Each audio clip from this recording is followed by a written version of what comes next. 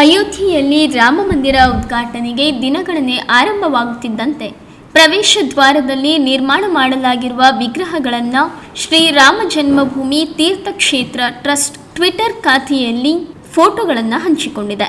ರಾಮ ಮಂದಿರ ಪ್ರವೇಶ ದ್ವಾರದಲ್ಲಿ ನಿರ್ಮಾಣ ಮಾಡಲಾಗಿರುವ ಸುಂದರ ಆಕರ್ಷಕವಾದ ಗರುಡ ವಿಗ್ರಹ, ಶ್ರೀರಾಮನ ಬಂಟ ಹನುಮಂತನ ಮನಮೋಹಕ ವಿಗ್ರಹ, ಸಿಂಹದ ವಿಗ್ರಹ, ಆನೆಯ ಮೂರ್ತಿಗಳನ್ನು ರಾಮ ಮಂದಿರದ ಪ್ರವೇಶ ದ್ವಾರದಲ್ಲಿ ಇರಿಸಲಾಗಿದೆ.